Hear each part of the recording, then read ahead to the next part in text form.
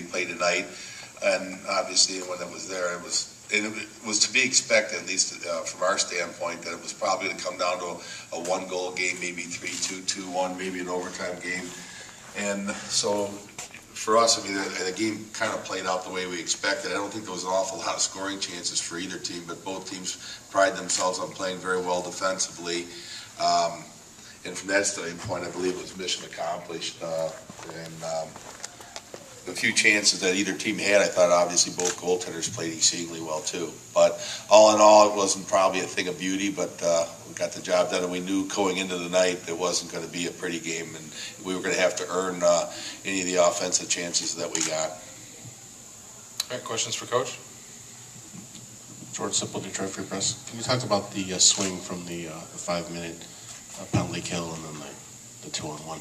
Sure. It was really a difficult penalty for us to take, and one that, quite honestly, could cost you. And I thought our penalty killers did a great job of killing.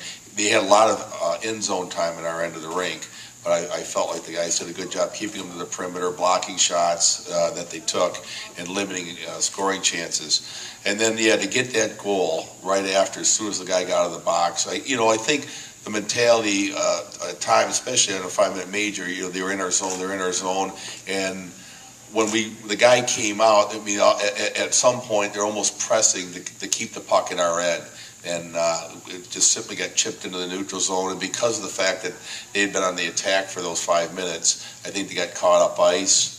We went in on 2-on-1. It was a great play by Andy Huff, making the feed to Jordy Johnson. A big finish by Jordy. But it still took an awful long time from the time that goal went into that horn sounded in the game. Coach Dave Karnowski from USHO. Can you talk about Taylor's effort, especially in the first period when he wasn't seeing any pucks until late period? It was the very first one he saw, I wanted to say it was right around the 10-minute mark, maybe even inside it, and it was more of a neutral zone shot. I remember thinking, I'm glad that's the first puck he faced, because it had been a while since he'd seen some action, and I think Taylor's very mature, and he's been through a lot. And I think it would have been, if you're a goaltender, you're looking up and you see the shots were kind of 10-0 at that point. I think it could start playing on your mind a little bit that, hey, we're not scoring. The other kid at the other end's playing well. But it just takes someone who's very mature just to stay in and be composed. All right, we'll shift gears here and get questions for the student athletes now. Todd Muskey, U.S. College Hockey Online. Jordy, are you guys comfortable with being a team that, may not be the prettiest kind of finishers, but just kind of gets the job done and moves on? Absolutely, if it means we win, we'll play any style that we have to get the win. And it wasn't pretty at all times tonight, but when it came down to it, we did what we had to do to win. Greg Bates, College Hockey News. Tyler, how's it feel just to accomplish a goal of making to the Frozen Four and it being the first in the program's history? It's pretty special. Coming in as a freshman to Ferris State University, there's, I guess you could say, memorabilia of that 02-03 team hung up in the walls in the dressing room, hung up in the walls in the facility, the rink facility, in the weight room. And to say that we overcame or surpassed what they had done that season is pretty special. And we were kind of asked that same question about making it to the regional this year. How does it feel to make it to the regional? It feels great, but at the same time, we answered the question with, we want to win. And, we achieved a goal here tonight. We made the Frozen Four, but we're not satisfied with just being there. We're going to look for 2 more wins.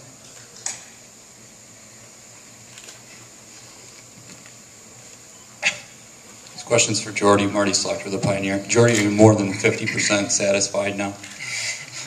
Yeah, I guess you could say I'm satisfied with how the weekend went completely now. But we're definitely going to enjoy it for a little bit here. But we got some bigger things to get going on, and we won't get too excited about this. We know there's still more to do. You take me through the game-winning goal and what that means to you to not only win this game, but to play a part like you have in it? It was just a great play. I think it was Kaner along the boards kind of made a nice chip out, and Andy Huff picked up the puck, and I just kind of looked up and realized that there was only one D-man back there, so I just tried to get up the ice as quick as I could. It was kind of near the end of my shift. I was getting a little tired, but Andy, outweighted the D-man and made a beautiful pass to me, and I just, kind of held onto the puck a little bit and then put it in the empty net, so it was a good feeling. Chad, Dave Karnowski from USCHO. Can you talk about late in the third period when Cornell starts pushing?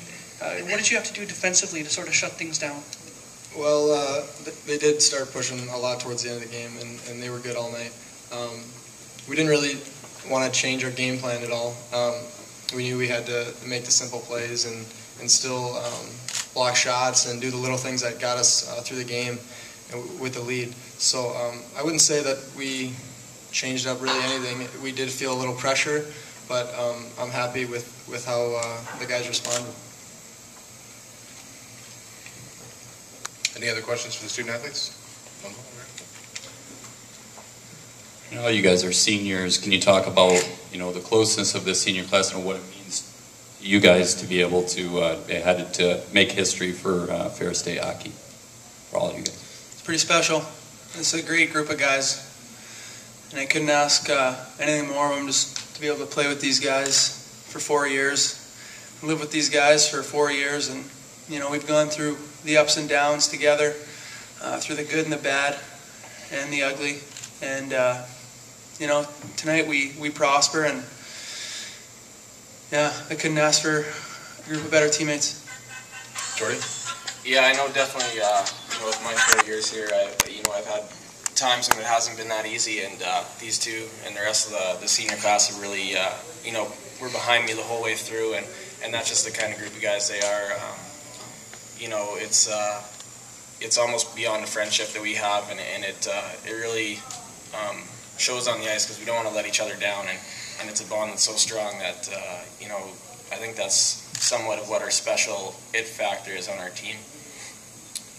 These guys did a very good job of touching on things. We've been together for 4 years through the ups and downs, and not only the senior class but the upperclassmen and the whole team. It's a really tight group, and I feel like anyone would do just about anything for anyone on our team. So it's a very special time for our program, and we're excited about going to Tampa.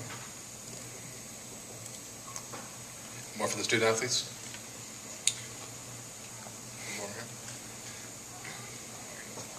I know you guys are probably sick of hearing about the Bowling Green series and everything like that, but can you talk about, was there any point in time where you talked about rebounding from that, and then did you ever think that you would make it to this point, and what did you guys do to correct that and get back to this point where you are right now?